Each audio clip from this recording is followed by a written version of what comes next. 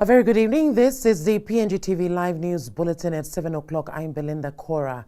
Today marks day 8 of investigations into the attack on Dr. Dean Wahembari on the 19th of May 2018, allegedly led by a member of the PNG Defence Force, and no further arrests have been made as yet. NCD's METSUP, Pero Endrano, says the main suspect, Desmond Osava, was slapped with a charge of assault with additional charges yet to be served. A doctor's medical report on Dr. Wahembari's injuries was also received by police investigators last week. Our people at Waigani are thinking of putting another 2 charges based from the interview that was made after the first charge was made on the initial report. So we think of putting those 2 additional charges. Mr. Endrano says his officers are investigating. However, he could not comment on whether there was more than 1 soldier involved in the brutal attack against the doctor on that day. Like I said, last week on those 2 occasions we asked for them for an interview. They brought him over. So we, from our joint brief last week, we all are working together, and the Chief of Staff has done what he wanted to do in helping us, and when we need him, we just have to call him on that one. We have also been informed this afternoon that suspect Dosava is currently attending military court proceedings with a verdict to be announced by mid this week. Having a diverse economy of 800 different languages, Papua New Guinea will be looking to promote inclusive community-based sustainable tourism initiatives at this year's APEC Tourism Working Group meeting currently underway in Port Moresby. Quintin and I met with this report. Sustainable tourism is vital as Papua New Guinea strives to promote this sleeping giant in line with the theme for the PNG Tourism Master Plan, growing PNG tourism as a sustainable industry. As proud host of this meeting, PNG will put forward for discussion and endorsement several key tourism policy initiatives in the areas of voluntourism. Voluntourism looks to promote best practices while promoting inclusive, community-based, sustainable tourism initiatives. In his opening statement, PNG Tourism Promotion Authority Chief Executive Officer Jerry Agus welcomed the APEC delegates to discuss agendas that will drive tourism growth and development in the Asia-Pacific region. We embrace the occasion to host the 57th Tourism Working Group meeting, as it provides us as a member of one impact economies the opportunity forward our policy agendas and aspirations for tourism growth and development as we showcase our own and friendly Papuan traditions and cultures.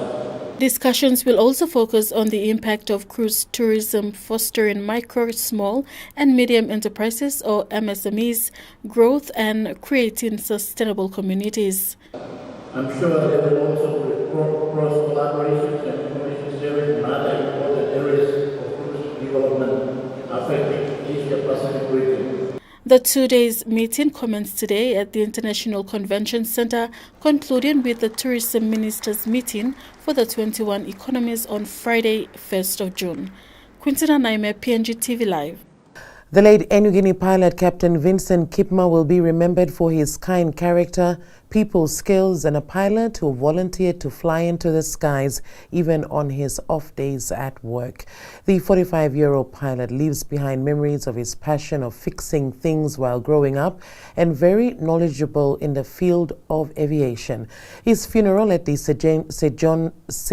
Joseph's Catholic Church was attended by VIPs who were privileged to have met Captain Kipma when he was assigned to be the pilot of the Falcon. Also in attendance was Prime Minister Peter O'Neill, wife Linda Babao, and Chief of Staff Isaac Lupari, with senior government officials and senior staff of Air New Guinea. The Prime Minister had described Kipma as no ordinary pilot, a man who took lead in ensuring that the safety and comfort of leaders while airborne was of utmost importance. The late Vincent Kipma grew up fixing household items when he wasn't playing any sporting activities while attending the Ekivaki Primary School here at Ohola in the mid-80s. Years later, he was already heading out for tertiary studies at Unitec, which was when he was recruited for Air New Guinea's cadet program. Young Kipma was under the stewardship of former captain and now MP of Parliament Lekwa Gure, who described Kipma as outstanding, observant, helpful, and a great man of people's skills while he rose to fly the Boeing 767 in 2008. To the Boeing 767 first officers and Fokker 100 captains with some international experience, this move could have been viewed as a promotion, but again, they all politely refused the offer. I guess unlike a scheduled airline operation, the uncertainty of the Falcon operation, coupled with the leap in the technology employed on the Falcon, deterred many. To his workmates, Kipma was a role model, motivator and loyal staff who helped to instill confidence in many of his colleagues. He was always the one to volunteer his services, even on his roster days off, many times over. That was Vincent Kipma. With his passing, Captain Kipma is a huge loss to his immediate family. It's not only a huge loss to his immediate family, to friends, but also to Air New Guinea in a very big way, and ultimately to our young country, where aviation plays a significant role in the nation's development. His kids, the late Vincent Kipma, was their biggest inspiration to do good and hard work. Our grandmother recalls clearly how bright her son was. He would keep busy with soccer and hockey, and when free, he'd work on fixing lawnmowers and washing machines. Vincent Kipma is survived by wife Brenda Lynn and 5 children.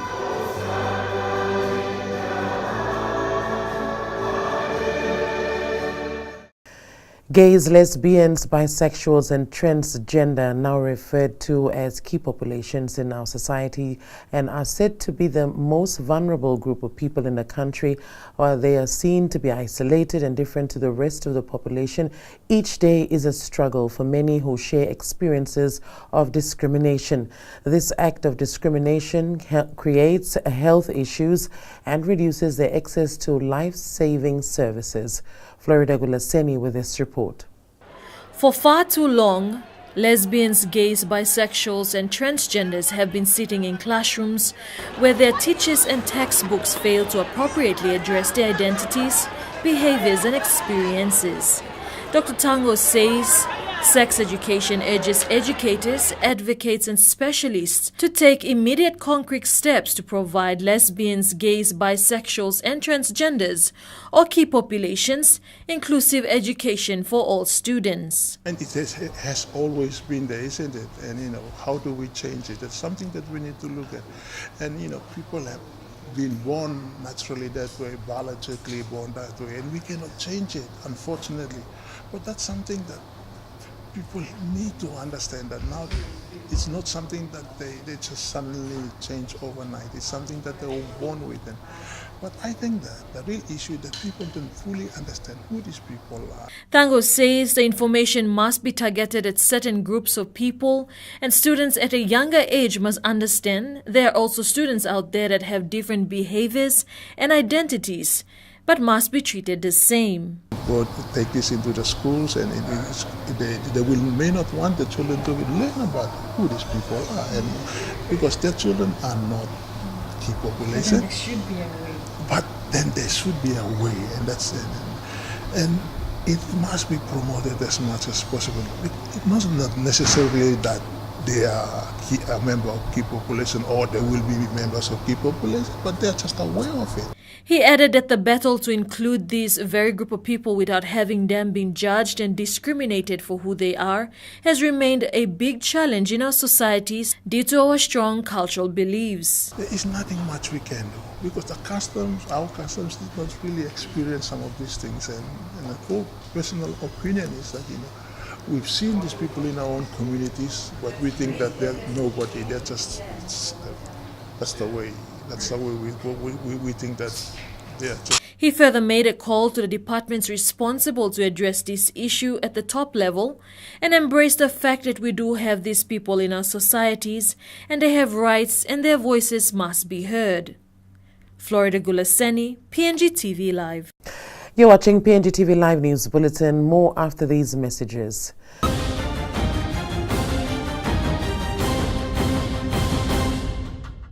Welcome back. You're watching PNGTV Live News Bulletin.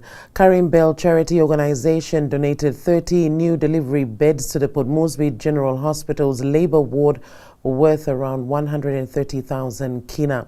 CEO of the Port Moresby General Hospital, Dr. Umesh Gupta, during the ceremony today, says around 45 to 50 babies are born each day at the hospital, and these beds will really help doctors and midwives during delivery of babies. Florida Gulaseni with this report. The part of the hospital where both doctors and midwives are available 24/7 to help women giving birth, also known as delivery suites, obstetric units or consultant-led maternity units, are required to have good facilities to care for women before, during and immediately after childbirth. Dr. Gupta says the donations from Karim Bell Charity Organization is an upgrade for the beds that have been used at the labor wards, are dated back 15 years. With all the funding crunch and everything, it was extremely difficult for us to be able to afford replacing all the beds at the same time. And that is where I am so highly thankful to Ms. Monica and Ms. Lolu for coming out in support of us on behalf of the Karim Bell and supporting the Port Moresby General Hospital once again, like they do every single year. Gupta added that their support towards the labor wards has seen many new equipment coming to the hospital every year. Every year we get some or the other equipment from Karim Bell, which is directed towards the maternity and child wing. And this year, based on our request, they kindly agreed to increase the quantum of the funds and replace all the 30 beds of the labor ward in one single go. Focused at maternity and childbirth, Lolo Tan, a member of the Karim Bell Charity Organization, says there are 6 women behind this organization that tirelessly raise funds yearly to fulfill what they call wish lists of the Port Moresby General Hospital. Because we've decided to raise money for the labor ward. And it started off 15 years ago, very small, with morning teas and different restaurants, different venues. Just charging the ladies 50 kina to begin with, and we just kept saving it until we were able to do a bigger event. Dr. Gupta thanked the organization for their efforts in contributing to ensure proper facilities are being used at the hospitals and that the patients are well cared for. Meanwhile, Lolo says it is not the end for the organization, for they will keep raising funds to help fill the gaps that need special attention, especially in the Port Moresby General Hospital. Florida Gulaseni, PNGTV Live. The landowner beneficiary identification process for the PNG Liquefied Natural Gas Project is almost complete, with 4 areas still remaining. This was announced by Petroleum Minister Dr. Fabian Pork in Parliament today. Gregory Avira reports. The country has been exporting liquefied natural gas from the PNG LNG project since 2014. Export of LNG restarted in April following a shutdown to the project after an earthquake hit the island's region. While the project continues, not all landowner groups have received their share of royalty benefits. This has been due to no proper identification of rightful landowners through a vetting process. Jua is one area which has not had its landowner beneficiary identification process completed. The area borders Ella and parts of the Western Province. Today, the Governor for Western Province requested for an update from the Minister responsible on when this process will be completed. I believe clan vetting for the other LNG landowners and the pipeline probably may have completed, but my people in Jua are still waiting. I would like to know when will my people in Jua be saved. Petroleum Minister Dr. Fabian Pork, while responding, confirmed that Jua was one area that has not had the vetting process completed yet. Minister Pork gave the Governor assurance that the process will be completed. Solo Jua, tonight by me todo on the action mobile please. Me todo all cheap lo Jua please. Now los Jua you got 90% or 80% of side lo Western Province, not 10 or 20% lo side lo Hela. But me blay agri please also me blay by holding this la Governor by me talk sablo plan time please. But tonight by me blay toto please lo meet lo make sure that next week by me blay go lo Jua na finish Jua clan vetting lo Jua. He adds that apart from Jua, 3 other areas are still yet to have the vetting process completed. Me blay finish him over pipeline finish. Me blay finish him over brownfields finish. So only is there's like 4 area that's only start. Jua na Angole na PDL1 na PDL7 and 4 that's only start. Gregory Avira, PNGTV Live. Minister for State-Owned Enterprises and Investment says the merger between the state-owned telecommunication companies will improve profitability and better utilize existing infrastructure. Minister William Duma made this assurance in Parliament today while responding to questions raised on the merger between Datacorp, B-Mobile and Kumul Telecom. Gregory Avera reports. The merger between the 3 telco companies has brought on much debate with staff, especially from Kumul Telecom, raising concerns on their job security. This was an agenda brought up amongst the questions raised by Rabaul MP Dr. Alan Marat surrounding the merger. The merger will also see existing infrastructure shared once the 3 companies come under one. Minister for State-Owned Enterprises and Investment William Duma, while responding, brushed aside fears that staff would be faced with retrenchment in the merger. We do not have any plans to retrench any of our good employees. In fact, it is the other way around. Once the merged entity commences operations, we will need qualified and competent and more national employees, Mr. Speaker. And I can assure our people, particularly the employees who may be listening, that there is no room for retrenchment, particularly when the economy is down. We as a responsible government do not wish to see any of our own national people being forced to go out on the street. That is not part of the agenda. The minister says most state-owned enterprises continue to underperform and are becoming more of a liability to the government. He says the measure will allow for these companies to improve their profitability and be more competitive in the telecommunication and information sector. Infrastructure is rehabilitated and more communication towers are built so that we will then be able to compete with digital and regain the market share. And that is one of the reasons why, Mr. Speaker, this government has decided to restructure our telco companies such that they all come under one new holding company, namely Kumul Telecom Holdings Limited. Gregory Avira, PNGTV Live. You're watching PNGTV Live News Bulletin. More after these messages.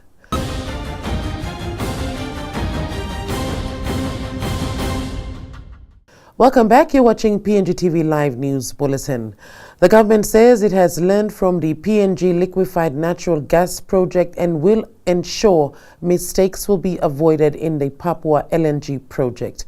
Prime Minister Peter O'Neill told Parliament that the government will be more inclusive of provincial governments and people in the project areas right from the start of the project. O'Neill adds this will minimize issues such as delays in royalty payments and other landowner issues currently being faced in the PNG LNG project.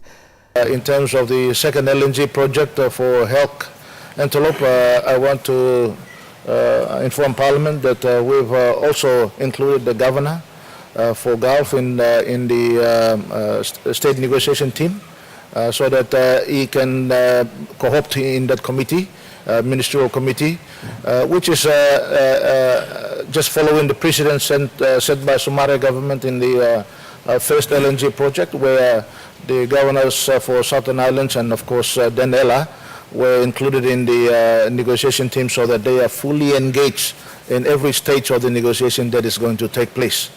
So, Mr. Speaker, those kinds of accommodation is taking place at all levels of government.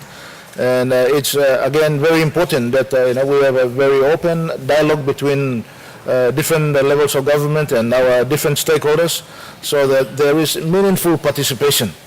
I certainly do not want to make the mistakes of the first LNG, Mr. Speaker, where landowners were not properly identified. Now we're having difficult processes of clan vetting, and all sorts of clans are popping up, and it can be a cumbersome and difficult exercise.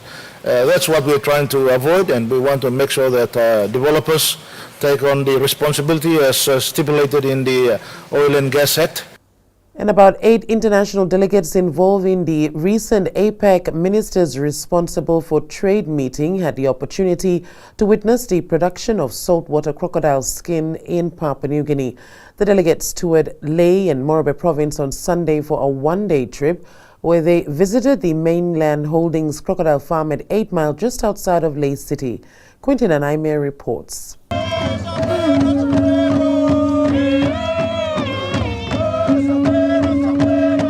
The APEC delegates were impressed with the Crocodile farm, which is one of the largest and oldest producer of saltwater crocodile skins in the Southern Hemisphere.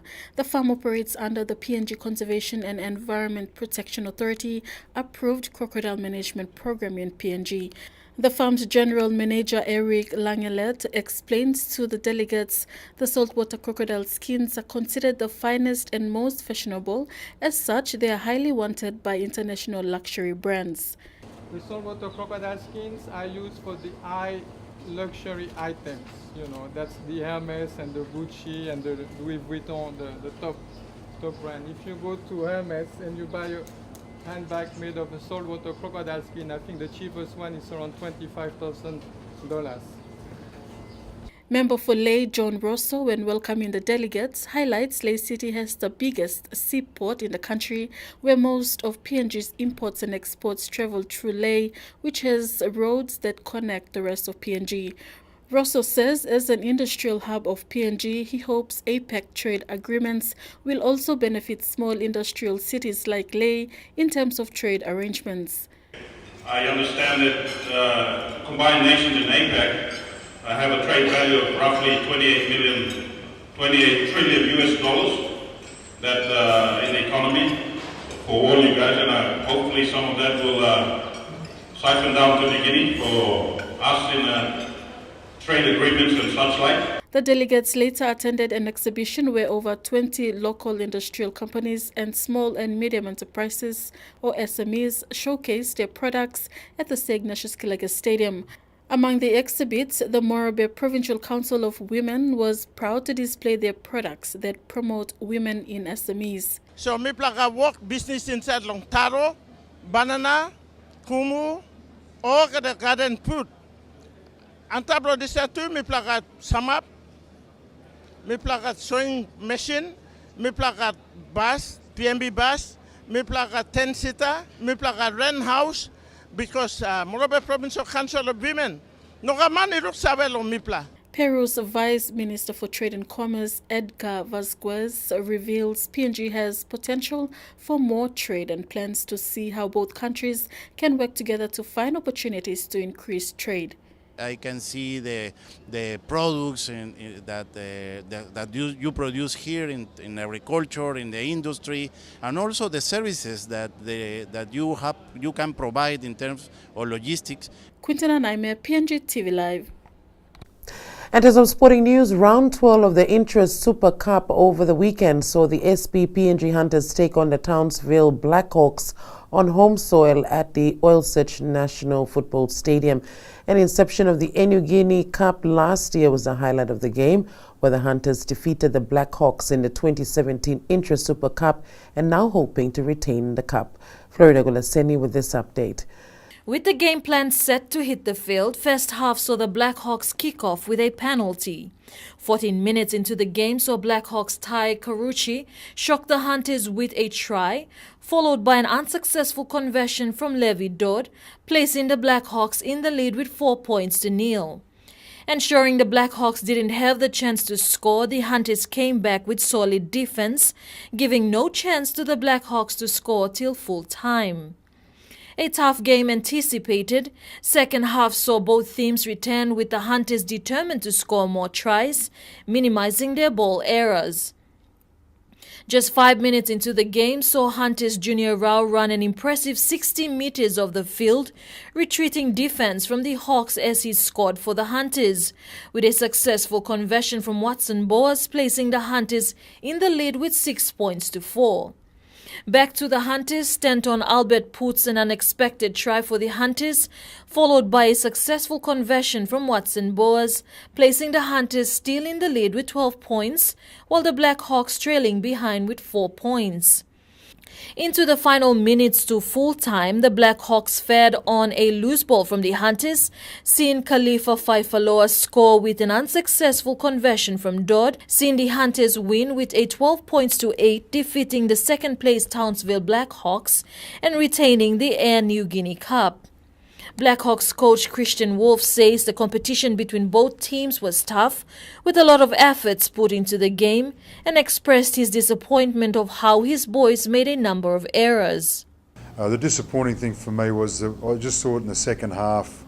We were a little bit dumb in how we played footy. We made some really poor errors, individual errors. Over the course of the game, I think we gave away seven tackle sets.